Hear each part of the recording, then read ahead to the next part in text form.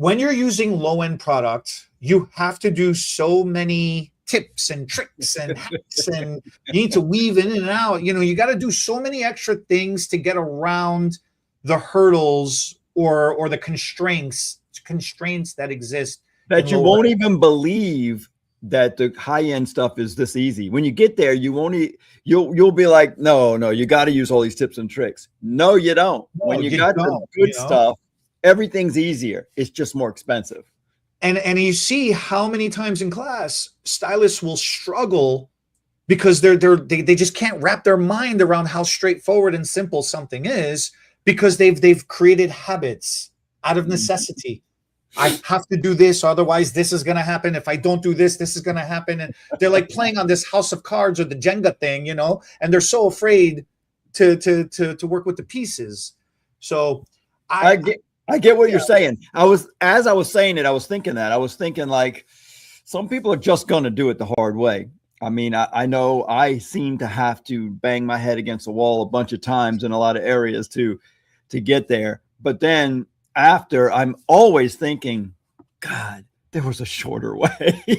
Why do I have to keep doing it the hard way? Why am I hardwired that way? Now, the older I get, the more I appreciate. Like, I don't mind hiring a coach in a lot of areas now. Like, teach me. I will pay you to teach me how to skip. I know there's a lot of tough steps. And they're like, now listen, you're going to have to be honest with us and tell us. I was like, don't worry, I'm going to tell you.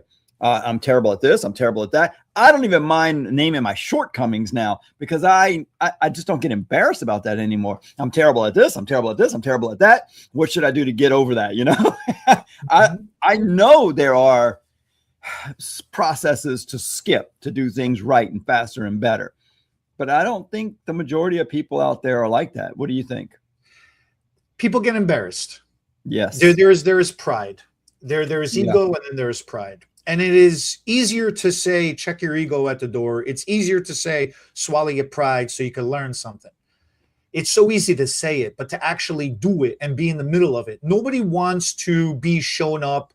It's not a good feeling. It really is dependent on the mentor that you're working with or the coach that you're working with. Can they cultivate a proper environment where learning becomes fun? The shortcomings, you're laughing about it. You're using it as a stepping stone of, okay, this is where you're at. We're going to get you here. Come on, let's go. Let's do this. Right. Versus, oh, that's it. That's all. That's how you do it. That's so dumb. What the fuck is wrong with you? And it's like, no, man, you can't take that approach on people. I think the first thing that we should go into is really explaining where hair, my phone keeps going off this morning for some reason. Mine too, but I like that you're going back to your notes to keep us in. I'm trying, I'm trying. We should talk about, I don't think people realize how many places hair come from.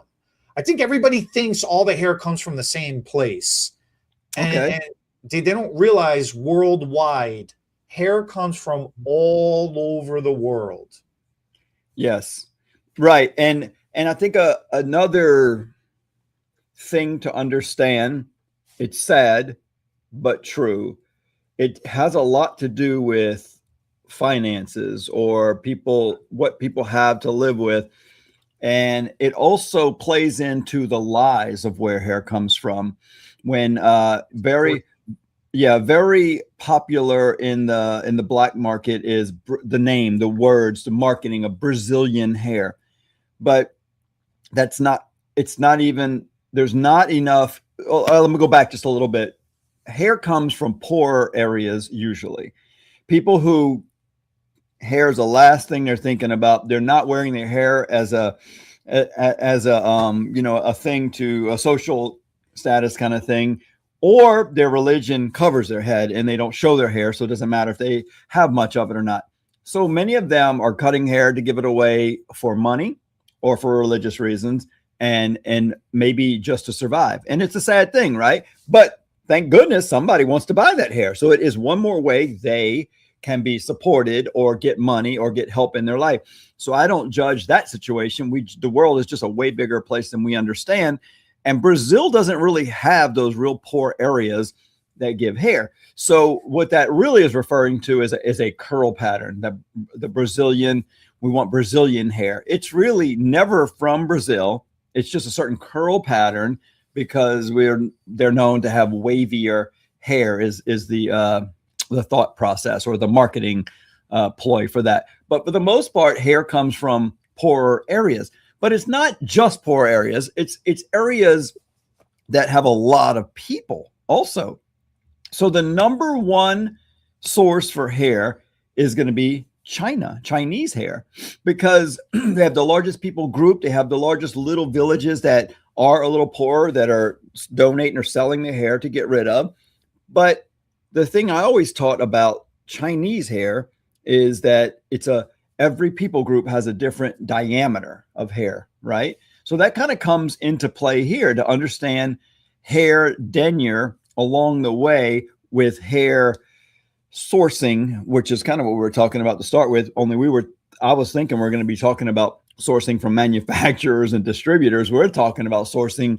We're going way further back, sourcing from the people. It's so confusing to people. They don't get it. You know, Indian Remy hair, Chinese hair, silky smooth, Brazilian hair, premium quality. It's like all these terms that are thrown around. Just to give you an example, when I was starting a new line or trying to copy an old line, and I'm dealing with a Chinese rep, and she keeps saying, no, you want Chinese hair. It's the best hair. It's the highest quality. And she said, it can be the lowest also. It has to do with if the cuticle's left on, if the cuticle's in the right direction, how they process the hair. Chemically processed and sourcing. Did the person use color before they got the hair or not? So there's a lot of, like you're saying, a lot of little things. So sourcing can be from a country and a particular person, but then how they handle the hair after they get it or while they're getting it can be a big factor too.